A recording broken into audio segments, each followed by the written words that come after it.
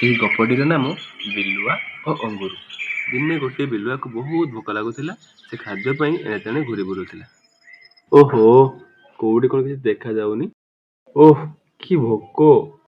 ହେ ପ୍ରଭୁ, କେଉଁଠି କ'ଣ ଟିକେ ମିଳିଯାଆନ୍ତାନି, ଆଉ ଭୋକ ସମ୍ଭାଳି ହେଉନି।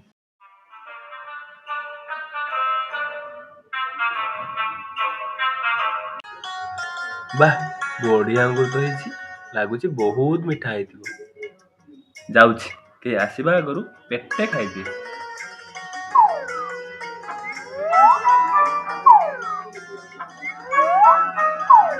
ଓଃ, କେତେ ଆଉ ଡେଇଁବି, ଡେଇଁ ଡେଇଁ ଥକି ଗଲିଣି। କେତେ ଉପରେ ଅଛି ଯେ?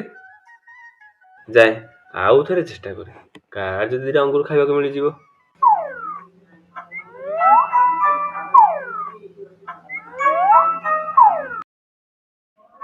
ଡେଇଁ ଡେଇଁ ଯେତେବେଳେ ବିଲୁଆର ଉଦ୍ୟମ ବ୍ୟର୍ଥ ହେଲା, ସେତେବେଳେ ସେ କହିଲା, ଛି, ଅଙ୍ଗୁର ଗୁଡ଼ା କି ଖଟା!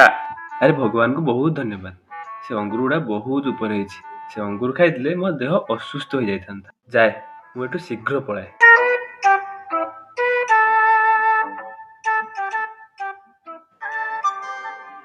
ଯେତେବେଳେ ଆମେ କିଛି ଚାହୁଁ କିନ୍ତୁ ଭାବୁଛୁ ଏହା ପାଇବା କଷ୍ଟକର, ସେତେବେଳେ ଆମେ ବାହାନା କରିଥାଉ।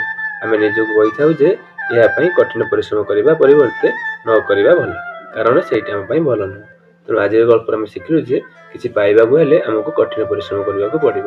ତେଣୁ ଆଜିର ଗଳ୍ପର ନୀତି ଶିକ୍ଷା ହେଉଛି କଷ୍ଟ କଲେ କୃଷ୍ଣ ମିଳେ।